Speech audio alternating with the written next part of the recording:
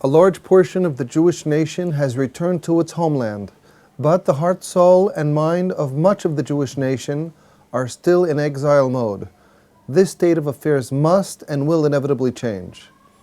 This is Torah Nation TV from Jerusalem, and we are speaking with the head of Machon Shilo, Rabbi David Bar-Hayim.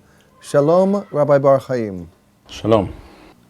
Some people bring in Shabbath early, particularly in the summer months. Is this a legitimate practice? There is no question that davening the tefillah of Leil Shabbath, Arvith Shel Shabbath, on Friday afternoon, late Friday afternoon, is entirely permissible and legitimate, and in fact, one could even say it is desirable. We see in the Talmud Bavli, in Masechet Berachot Daf Kav Zayin, that this was the practice, apparently the habitual practice of Rav, to daven the tefillah of Leil Shabbath late Friday afternoon. This was also the practice of Rabbi Yehuda Nasi, as mentioned there on Daf Kav Zayin Amud Beth, and other Amoraim. And there is no conflicting opinion in the Talmud regarding this matter. Even in the Talmud Yerushalmi, which apparently indicates that the possibility of davening Arvith before the end of the day, before sunset, depends on whether one considers Arvith to be Hova, obligatory tefillah, or Reshuth, or something less than absolutely obligatory. Even according to that, there is no difficulty, because we hold, according to Halacha, that tefillat Arvith is Reshuth, and therefore, according to all, we may daven Arvith early. According to the Geonim and many Rishonim, this is true any day of the year, and according to the Rif and the Rambam, and according to all the Geonim and all the Rishonim, this is certainly true on Leil Shabbath. So therefore, there is no question this is mutar. The question that we need to ask ourselves is, from what time may one do so? From the sugya of the Talmud, that is not absolutely explicit from what time one may daven Arvith. Rambam speaks about doing so shortly before the end of the day. He is not more specific than that, but according to almost all the Rishonim, the cutoff point is Plag HaMincha. Plag HaMincha refers to a point 1.25 hours before sunset. We are talking here about halachic hours, Sha'oth Zmaniot, which means we take the day, divide it from sunrise to sunset into 12 equal parts, and each of those 12 equal parts is called a Sha'ah Zmanit, an halachic hour, no matter what the length of the day. So 1.25 of those hours before sunrise is called Plag HaMincha. From that time onwards, one may daven the tefillah of Arvith, and again, with regards to Shabbath, there is no machloket whatever, this is permissible. The only opinion we find in the Rishonim that questions whether this should be done as a regular practice, when there is no pressing need to do so, is the Ra'avad, who claims that if we do so, we will not be able to be somech geula litfilah. We will not be able to say Kriyat Shema with the brachot before the tefillah, and juxtapose Shema with the brachot of Shema to tefillah, as we find in the Talmud Bavli, brachot daf daled, and therefore he says this is not something to do as a matter of course. But the fact is that all the Gonim and all the Rishonim disagree with this position, and we see in the Tur and the Tosafot and in the Rambam, in the Rif, in the Shulchan Aruch, we find that all Posakim agree that it is entirely proper and correct lechatchila to daven Arvith early on Friday afternoon after Plag HaMincha. Seeing that we are talking about davening before nightfall, what does one do regarding Kriyat Shema? We find in all the Rishonim, in the Rambam, in the Ra'avad, in the Rosh, in the Tosafot, in the Tur, etc., we find that when davening Arvith early, that is to say before nightfall, or more specifically before Set HaKochavim, before the stars, 3 stars, become visible in the sky, one cannot say Kriyat Shema, but one can daven Arvith, according to the Chachamim from sunset, and according to Rabbi Yehuda from Plag HaMincha. So when davening Arvith early, we simply do not read Kriyat Shema beforehand. This is the correct practice, and this is what we find in the Teshuvah, a response written by Rav Hai Gaon to the question that is quoted by the Rosh and other Rishonim. What is one to do in a minion where they daven Arvith before Tzet HaKochavim, before the stars are visible, what does one do about Kriyat Shema? His response is, in such a minyan, simply do not say Kriyat Shema with them, and say Kriyat Shema later with the brachot, of course. This is what we find also in all the other Rishonim. The very fact also that the Ra'avad, as we mentioned before, questions whether one should do so on Leil Shabbat and daven Arvith early because of the issue of Gula, Smichat Gula L'Tfilah. This also proves the point that according to the Ra'avad, if one does so, one does not say Kriyat Shema beforehand. If that was not the case, then the Ra'avad would not be able to raise this issue. If one could say Kriyat Shema with the brachot, then one can be Somech Gula L'Tfilah before Arvith when davening early, and there would be no issue. The fact is that Smichut Gula L'Tfilah, which appears in Brachot Daf Daled, is not an absolute Chova.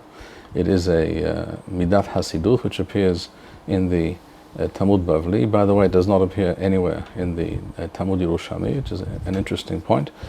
But even according to the Talmud Bavli, it is not an absolute Chova, and the Miswa of bringing in Shabbat early is considered a Miswa in and of itself, and this overrides any issue of Smichut Gula L'Tfilah. So therefore, according to what we quoted now in the name of Rav Hai Gaon, quoted by the Rosh, and what we find in the Rambam, and in the Tur, and in the Tosafot and other Rishonim, when davening in a minyan, whether it is, by the way, on Shabbat or Leil Shabbat, or any day of the week, when davening in a minyan where Kriyat Shema is being said before Tzet HaKochavim, one should simply not say Kriyat Shema with the brachot at that point, because that is not the correct zman for Kriyat Shema, and one should learn something else, or say some Tehillim, or do something else appropriate in preparation for the Tefillah, for the Shemona Esrei, and say Kriyat Shema later. And I will illustrate this point by quoting a few words from the Rambam.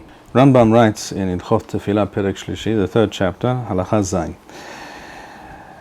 ויש לו להתפלל תפילת ערבית של ליל שבת בערב שבת, קודם שתשקע השמש. Rambam says it is correct, it is permissible to daven the tefillah of Arvith of Leil Shabbat on Erev Shabbat, that is to say on Friday, קודם שתשקע השמש, before the sun sets. Here the Rambam doesn't specify exactly how long before the sun sets, and that is why I mentioned before that according to the Geonim and or the Rishonim, other Rishonim, we find that the cutoff point is from Plaga Mincha onwards. One may do so. וכן מתפלל ערבית של מוצאי שבת ושבת. And this is also true with regards to the tefillah of Mosei Shabbat, that one can daven it before the end of Shabbat. Why is this, says Rambam? Rambam says, לפי שתפילת ערבית רשות, seeing that tefillat arvit is considered reshut, it is not an absolute obligatory tefillah like shaharit and mincha, and medaktekim bizmana, therefore we can be more lenient regarding the time when we daven this tefillah of arvit. Rambam adds, uvilvad, and this is on condition, sheyikra kriyat shema be'onatha, on condition that the person reads Kriyat Shema in its proper time, ahar Tzet HaKochavim, after the time when the 3 stars are visible in the evening sky. Why do most minyanim that bring in Shabbat early recite Kriyat Shema before Tefillah in the usual manner?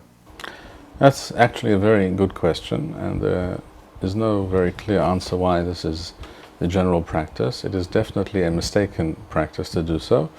As we quoted before from many sources.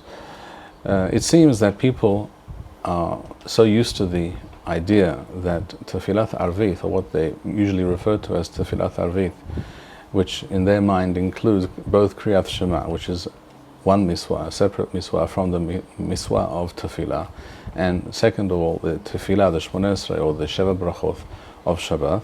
These are actually 2 separate miswot, but in the eyes, in the minds of many people, these are one unit, as it were, and one simply cannot divide these 2 different miswot into 2 parts and perform first the tefillah and later the Kriyat Shema.